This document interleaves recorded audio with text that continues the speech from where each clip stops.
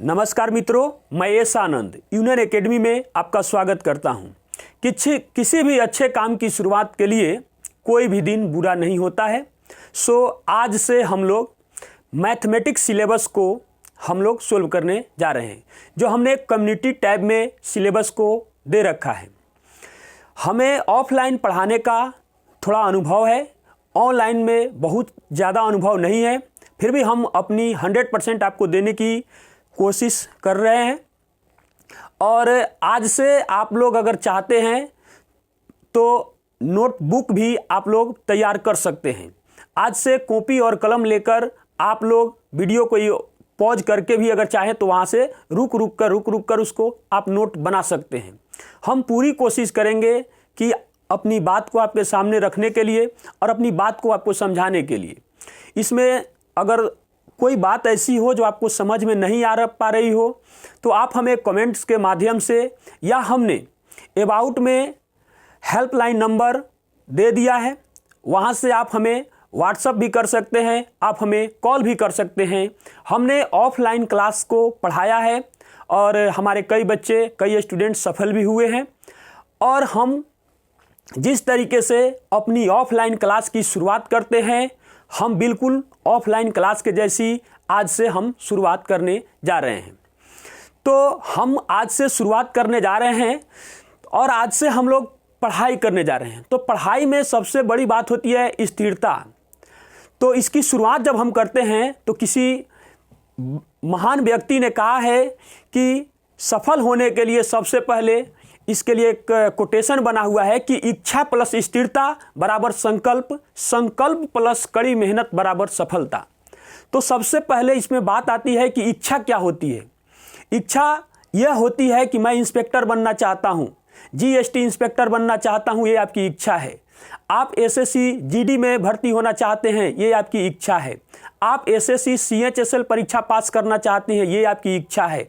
आप SSC MTS परीक्षा पास करना चाहते हैं, ये आपकी इच्छा है। आप एसएससी सीपीओ परीक्षा पास करना चाहते हैं, ये आपकी इच्छा है। आप बैंक पीओ बनना चाहते हैं, ये आपकी इच्छा है। आप यूपीएससी परीक्षा पास करके आईएएस आईपीएस बनना चाहते हैं, ये आपकी इच्छा है। उसके बाद बात करते हैं, हम बोर्ड पर लिखते भी हैं इस बात को कि देखिएगा, इच्छा प्लस स्थिरता बराबर होता है संकल्प। उसके बाद होता है संकल्प प्लस कड़ी मेहनत। संकल्प प्लस कड़ी मेहनत बराबर होता है सफलता। उसके बाद आती है सफलता। तो इसी बात को हम समझाना चाह रहे हैं कि आप जो कुछ भी बनना चाहते हैं वो आपकी इच्छा है। अब बात ये आती है कि इच्छा प्लस स्थिरता। हमारी इच्छा हो गई कि हम जीएसटी इंस्पेक्टर बनेंगे। उसके बाद ये नहीं हुआ कि 2 दिन 3 दिन 4 दिन के लिए पढ़ाई किए, अपनी कंटिन्यूटी को समाप्त कर दिए। हम एसएससी जीडी में जाना चाहते हैं तो 2 दिन 4 दिन पढ़ लिए, 2 दिन 4 दिन रनिंग किए, उसके बाद छोड़ दिए। आप नहीं सक्सेस हो पाइएगा। जिस चीज़ की इच्छा रखते हैं उसमें स्थिरता लाना पड़ेगा आपको। यानी कि अगर आप एसएससी जीडी की परीक्षा पास करना चाहते हैं तो आपको डेली रनिंग करना पड़ेगा। अगर आप जीएसटी इंस्पेक्टर बनना चाहते हैं तो आपको डेली मतलब टाइम टू टाइम आपका जो भी सिलेबस है उसके अनुसार पढ़ाई करना पड़ेगा। तो इच्छा हुई और स्थिरता भी आया तो वो उससे संकल्प कहेंगे। अब इन दोनों का मिलान करने के बाद एक इच्छा हुई और स्थिरता भी हमने उस चीज में ला लिया, उसके बाद हमने कड़ी मेहनत करेंगे, उसके बाद हमें सफलता मिलेगी। यह कड़ी मेहनत 2 महीने के लिए भी हो सकता है, 6 महीने के लिए भी हो सकता है, 1 साल के लिए भी हो सकता है, 2 साल के लिए भी हो सकता है, 3 साल के लिए भी हो सकता है, 5 सालों के लिए भी हो सकता है। लेकिन कंटिन्यूटी के साथ अगर आप मेहनत करते हैं तो एक दिन आप सफल जरूर होइएगा, ये मेरा आपसे वादा है। और आज से हम लोग उस तरीके से मतलब पढ़ाने जा रहे हैं जो हमारी ऑफलाइन क्लास की शुरुआत होती है। सिलेबस को शुरू करने से पहले हम कुछ मेमोरेबल फैक्ट्स यानी कि स्मरणीय तथ्य को हम बोर्ड पर लिख रहे हैं। ध्यान दीजिएगा, हम लोग लिखेंगे स्मरणीय तथ्य। आप अपने नोटबुक में इस बात को लिख सकते हैं। सबसे पहले हम लोग लिखेंगे, एक नंबर पर लिखेंगे कि, या इस बात को एक बार और नीचे हम लिख देते हैं, सफल, किसी भी मतलब कि व्यक्ति को सफल होने के लिए कुछ शर्तों की ज़रूरत पड़ती है। शर्तें क्या होना चाहिए? सबसे पहला जो है सही मार्गदर्शन, सही मार्गदर्शन होना बहुत ज़रूरी है। उसके बाद दूसरा जो हमारा पॉइंट है सही, उसके बाद कठिन परिश्रम क्या होना चाहिए? सही मार्गदर्शन और सही मार्गदर्शन के बाद कठिन परिश्रम, कठिन परिश्रम।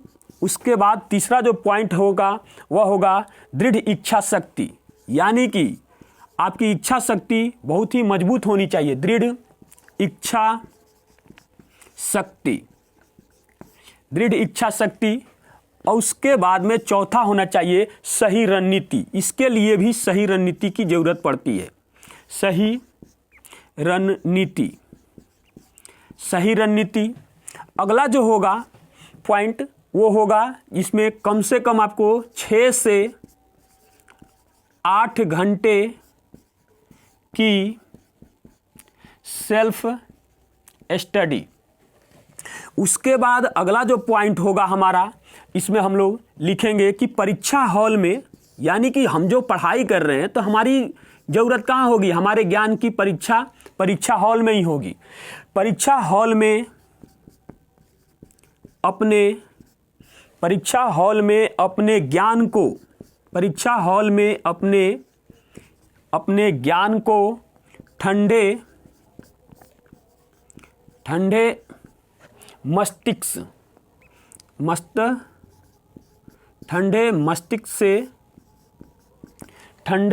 से इस्तेमाल करना, ठंडे मस्तिष्क से इस्तेमाल करना। एक सही रणनीति, अगर आप किसी भी कॉम्पिटिटिव परीक्षा की तैयारी कर रहे हैं तो आपको इन सभी बातों को ध्यान रखना पड़ेगा कि हमें सफल होने के लिए क्या करना पड़ेगा। सफल होने के लिए सही मार्गदर्शन की ज़रूरत है।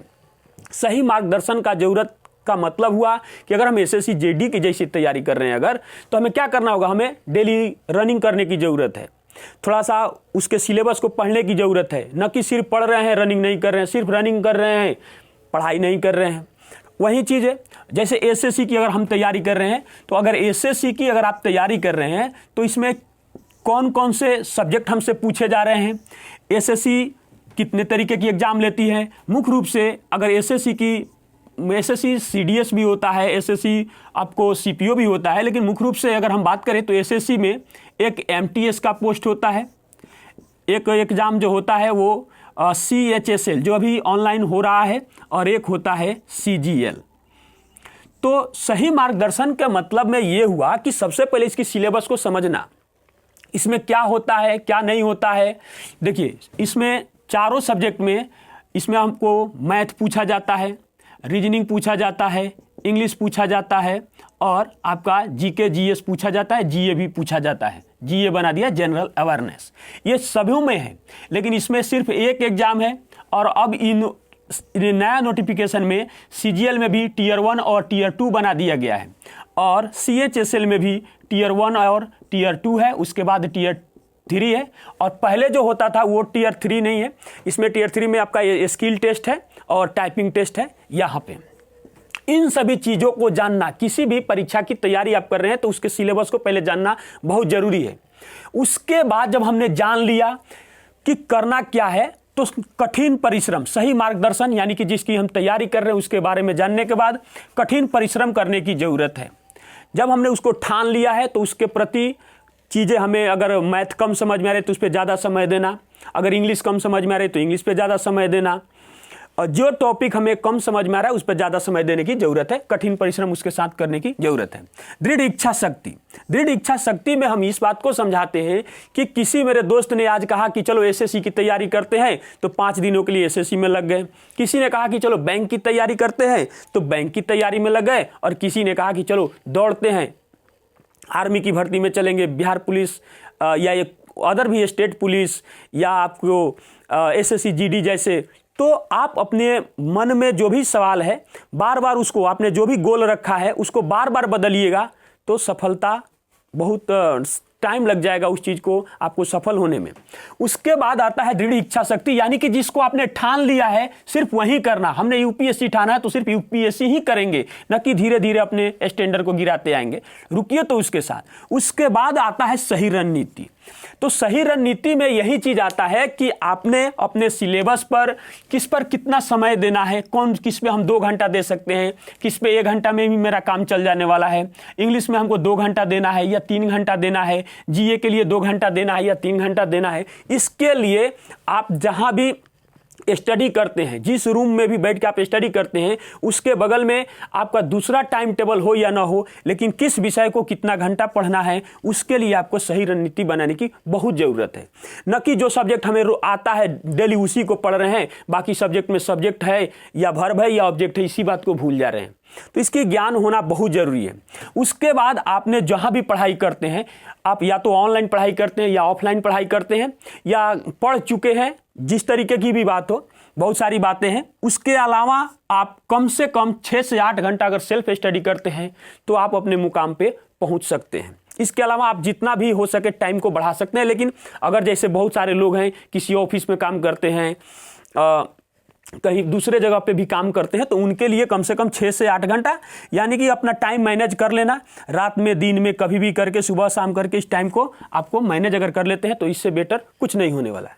इसके साथ साथ ये सब कुछ होने, सही मार्गदर्शन, कठिन परिश्रम, दृढ़ इच्छा शक्ति, सही रणनीति, 6 से 8 घंटे की पढ़ाई, हमने बहुत पढ़ा, दिनों रात पढ़ा। सबसे बड़ी बात होती है कि परीक्षा हॉल में जब बहुत सारे लोग जाते हैं, जो भी नए कैंडिडेट हमारे होते हैं, वो जाते हैं तो उनको बड़ी हड़बड़ाहट होती है, क्या करे नहीं करे, गुना करे भाग करे, उसी में भूल जाते हैं। तो परीक्षा हॉल में अपने ज्ञान को आपने अपने जिस गुरु से भी, जिस अपने साथी से, जिस टीचर से, जिन्होंने मतलब आपको कुछ भी सिखाया, उसने जो भी सिखाया उस ज्ञान को दिमाग को स्थिर करके, यानी कि ठंडे मस्तिष्क से उस चीज़ का इस्तेमाल करके अगर आप आगे निकल जाते हैं तो इससे बेटर आपके लिए कुछ नहीं होता है। इंट्रोडक्शन क्लास यहाँ पर समाप्त होता है।